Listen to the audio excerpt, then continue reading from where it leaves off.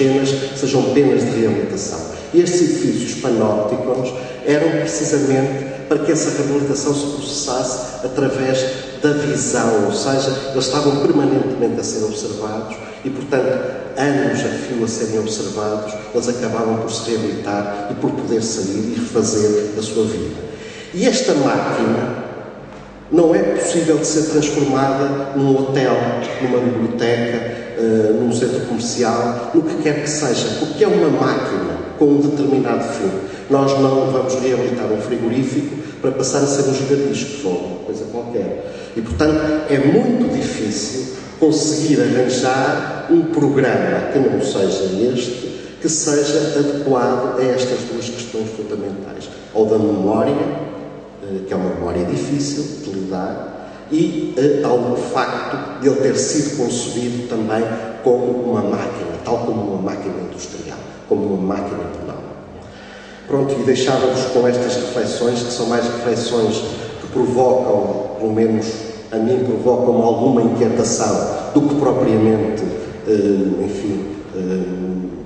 razões fortes para evoluir por este ou por aquele caminho, mas também é sobre essas reflexões que muitas das coisas que são feitas as nossas vidas se vão evoluindo e vão melhorando, a maior parte das vezes. Muito obrigado.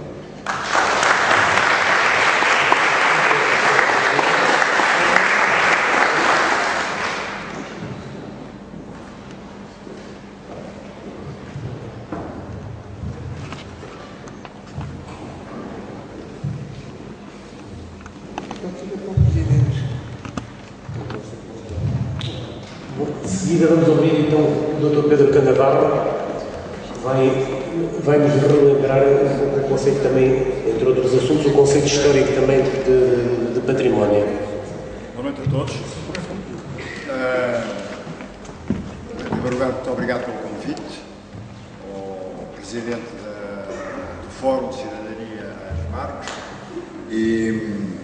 e é um prazer estar aqui em Torres Novas. É um prazer muito em particular estar nesta escola de História, cheia de História, que é a Escola Secundária Maria Lamas.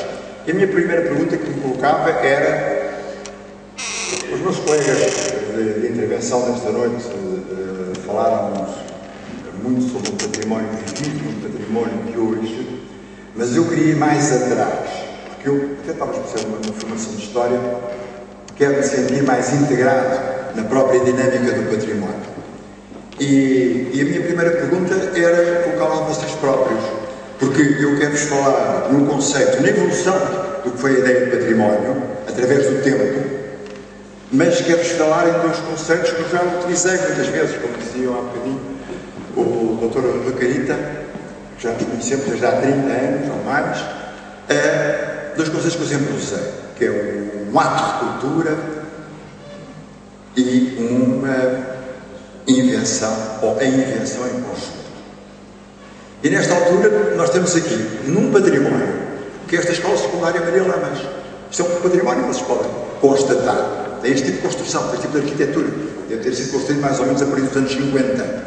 É um património de ensino, mas é um património físico. É uma escola. Tem estruturas. Está aqui, estamos num ginásio, essa escola. É património. Mas nós hoje aqui reunidos, uns aqui, outros acolá, estamos, penso eu, pensarão se calhar vós, ou interrogam-se, se isto é um ato de cultura. Estamos a transmitir informações uns aos outros. Vamos absorver conforme o povo. Isto é um ato de cultura. Para mim é, pelo menos, uma proposta de ato de cultura. E, como tal, é cultura. Nós estamos aqui a falar de cultura e de património. E, por último, o que é que o Fórum de Cidadania desejará, penso eu? É, a partir daqui, continuar a inventar em conjunto com outros presentes, com outros públicos, este e outro mais alargado, a progredir e a fazer mais coisas que em conjunto inventam, e isso é também para mim uma consciência crítica de cidadania, de entrar e ser ativo no Estado, na defesa e na prática e na assinatura do património.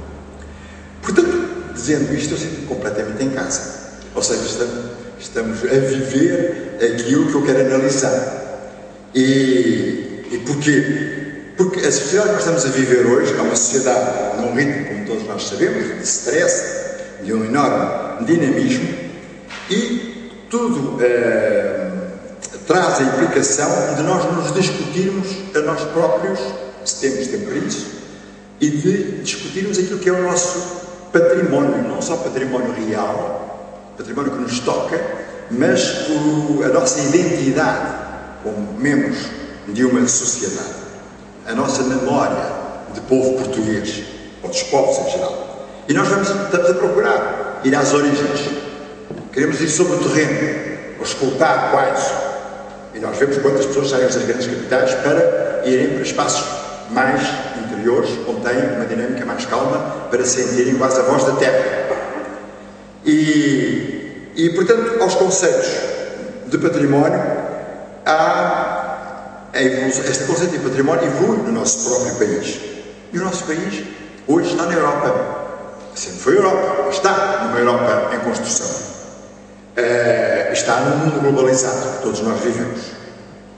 E como é que nós nos sentimos dentro deste país, neste retângulo continental e nos seus arquipélagos insulares?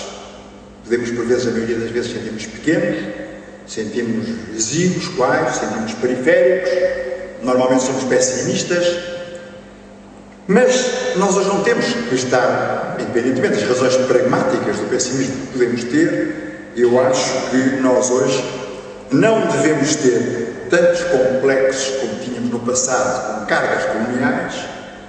Já estamos despojados daquilo que, entre aspas, foi um mundo português.